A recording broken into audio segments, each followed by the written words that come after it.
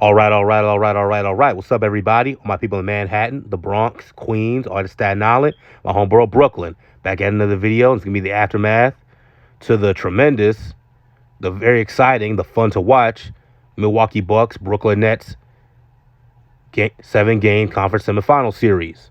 Okay, in which the Milwaukee Bucks were victorious. 115-111 in overtime over the Brooklyn Nets. I had the Brooklyn Nets winning this series in 7. I thought Brooklyn was going to win all their home games, which of course will include Game 7. So that'd be the series. But hey, Milwaukee got one on Brooklyn's floor. Very impressive.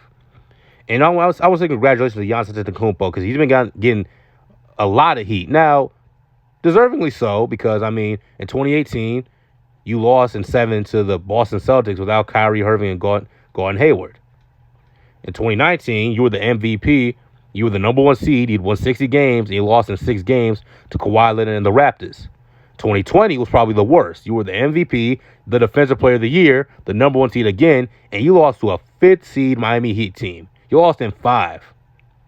So the criticism he's been getting for not playing well in the postseason, it's been well deserved, but it's been way too rough because look, nothing against Chris Middleton, nobody, but Chris Middleton's not exactly a great sidekick, a great Robin to his Batman. You know what I mean? He's not exactly Kobe Bryant back when Kobe was with Shaq. Nothing against him, but he's a very good player, but he's not that, in my views. But, hey, he kind of proved me wrong, too. Giannis got P.J. Tucker, Brooke Lopez, Drew Holiday to help him out, help him and Chris Middleton out. He dropped 40, 13-5, and they won. Chris Middleton dropped 23 and 10 and 6.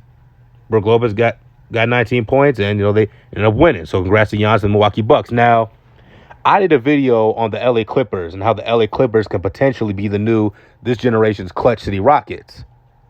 Because, for all you don't know, the Houston Rockets back in the 90s, they were notorious for playing bad or coming up small in the postseason, particularly Hakeem Olajuwon, where Hakeem would play great, but his team would lose, and they got the moniker Choke City until they had all these, miraculous come-from-behind victories, come back from 3-1, come back from 3-2. They went on to win the championship, and they're forever known as Clutch City, right? So the Clippers come back from down against Dallas and Utah. If they could finish off Phoenix and win the championship, I said they'd be the new Clutch City. Because, of course, we all know the Clippers have that, that infamy, dare I say, for choking the playoffs, going back to the Lob City era. And then last year against Denver. So I said they could be the new Clutch City Rockets. But, hey, who knows? The Bucks could be the new Clutch City because Giannis is kind of like this generation's Hakeem and Shaq. He's kind of a mixture of both. All right? And, Hakeem, he had, Vernon Maxwell, Kenny the Jet Smith, Robert Horry, Sam Cassell, Mario Elie. Later on, got Clyde Drexler. Nothing against those guys. Of course, Clyde Drexler's a Hall of Famer, but he wasn't the same Clyde as he was in Portland.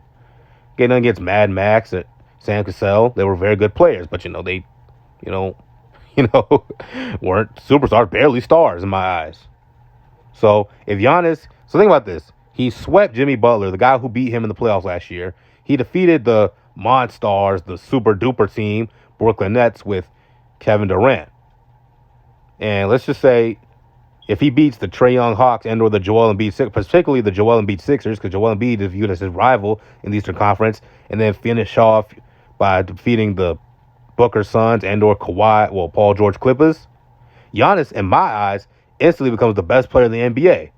So this is very important for him because he's already a 2-time MVP, a Defensive Player of the Year, so he's got regular season accolades. He went to the conference finals back in 2019. Now he's going again, and he would have a championship under his belt. So he instantly, in my eyes, becomes not only a superstar but the best player in the league. Just my view of it. So Giannis is probably thinking about that. So this is very big for him, and he knows that. But anyway, on to Brooklyn. Kevin Durant, he played well, put up good numbers, 48 points, 9 balls, 6 assists, kind of similar to what he had in Game 5. James Harden almost had triple-double, 22, 9, and 9. Blake Griffin contributed with 17 and 11. But, it wasn't enough. Kevin Durant's toe was on the line. So instead of winning the game 110-109, he got sent to overtime, which they lost. The Brooklyn Nets, and look, I'm not trying to make excuses for them, but, we all know they were hampered by injuries throughout the year. Harden, KD, and Kyrie obviously is out. But, hey, no excuses. KD was there. Harden was there. Of course, they played well, but they couldn't get the job done. So just regroup, come back together next year. Hopefully you'll be more healthy and you'll be more prepared to win a championship. But anyway, like I said, this is a very good series. I'm not gonna lie. Like, a lot of people kind of overreacted. A lot of people, when I say people, I mean Nets fans, my fellow Brooklynites. They kind of overreacted when they were blowing out the Milwaukee Bucks the first 2 games. Like, hey man, it's a 7-game series.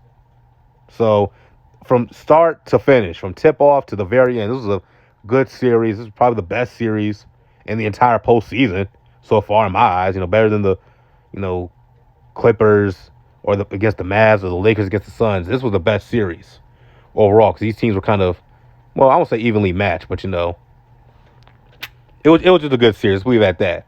But once again, Giannis, the title of best player in the NBA, is on the line, and he knows that, and the Bucks know that. But anyway, if you like the video, click the like button, subscribe, and make sure you stay subscribed. I'm gonna see y'all.